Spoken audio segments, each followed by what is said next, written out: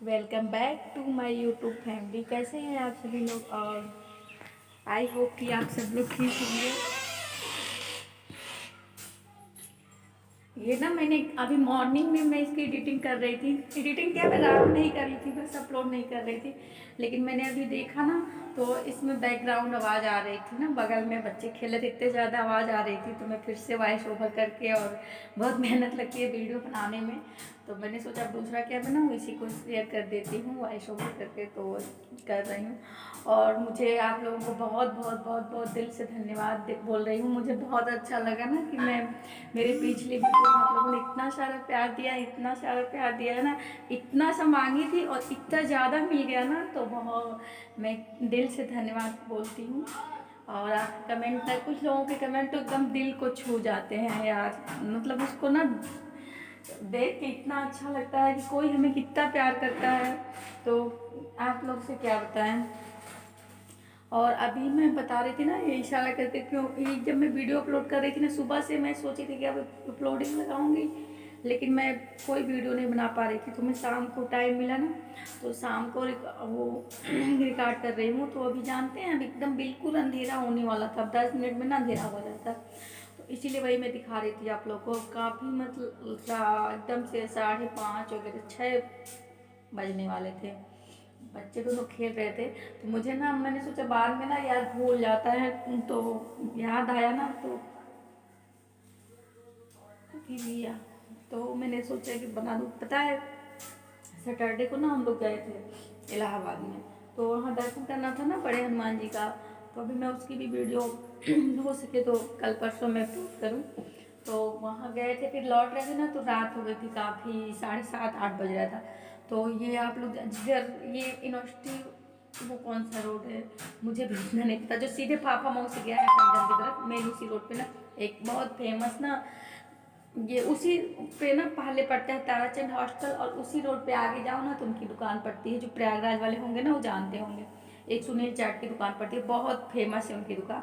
और उनकी चाट बहुत अच्छी लगती है, तो हम लोग जब भी जाते हैं ना तो उनकी चाट खाते हैं। तो उस दिन भी गए ना, तो ये हुआ कि चलो खा लेते हैं, तो वहीं रुके थे। फिर ये हम बिट्टू को लेके हम सोचे क्या दुकान पे जाए, और काफ़ी सारी भीड़ थी, और खाने में दिक्कत होती है। तो सामने ना एक तखत ऐसे बेंच टाइप का था, हम बैठ गए और मैंने सोचा ये ला लेंगे तो यहीं पे खा लेंगे। फिर हम लोगों ने वहीं खाया, और ये लोग अपना गए थे।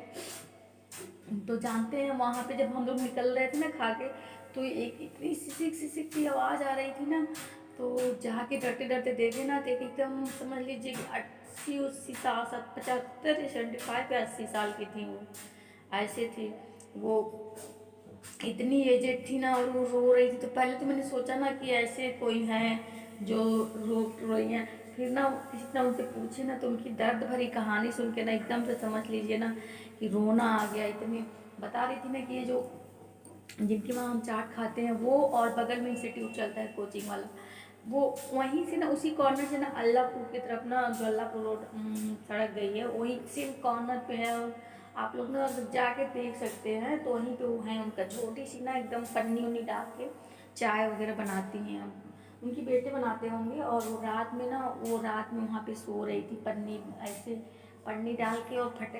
अब कैसे हम आपको बताएं, इतना दर्दनाक मतलब वो कहानी है। और वो इसलिए बेचारी रात में वहाँ पे लेटी थी ना, कि ये लोग कब्जा ना कर ले।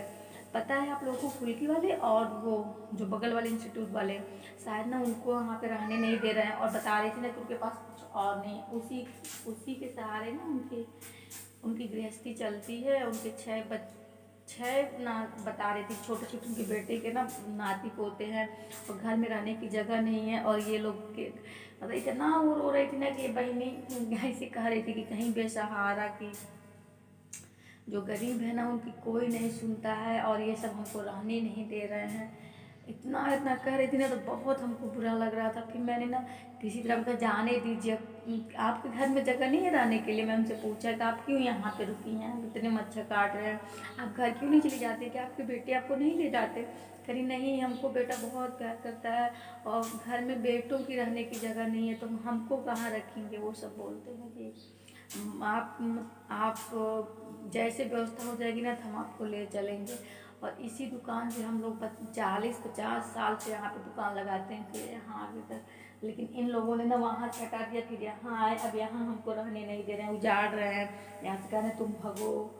और इतना रो रही थी, इतना रो रही थी ना। पता है हम आप लोगों के ये बात बता रहे हैं, इसलिए बता रहे हैं ना कि इतनी वो स्वाभिमानी थी ना कि उनकी स्वाभिमान मेरे दिल को छू गई। मैंने सोचा ना कितनी वो है, तो मेरे पास वो लगा, तो हम अपने से ना उनको 100 रुपये निकाल के दे रहे थे। हम कहे माता जी इसको रख लीजिए और कल आप ना इसको ना कुछ खा लीजिएगा, मुझे बहुत अच्छा लगेगा, आप इससे कुछ खाएंगी। उन्होंने एकदम से इनका हाथ लगी जोड़ने, वो लेटी थी, उठ के बैठ गई। मतलब मैं कितना भी रिक्वेस्ट की, मैं भी तो आपकी बेटी हूँ और आपको प्यार से दे रही हूँ। तो मेरे साथ ना वैष्णवी खड़ी थी, सुन रही थी हम लोग की बातें, तो कही ये मेरी नातिन है और आप इसको इस पैसे से कुछ खिला दीजिए, आप मत दीजिए। आपने मेरी बातें सुनी और आपने इतना मेरे लिए किया, यही मेरे लिए बहुत काफ़ी है। और इतनी दुआएं दी और मैं देते रह गई, मतलब समझाएं उनको कितनी कि प्लीज़ रख लीजिए, लेकिन उन्होंने रखा नहीं। फिर मैं मजबूरन फिर पैसे निकाली, फिर पर्स में रख लिया। तो मेरी वो जो उनकी स्वाभिमानी एक तरह से जो बोलना चाहिए ना, वो बातें जो थी ना मेरे दिल को एकदम से छू गई।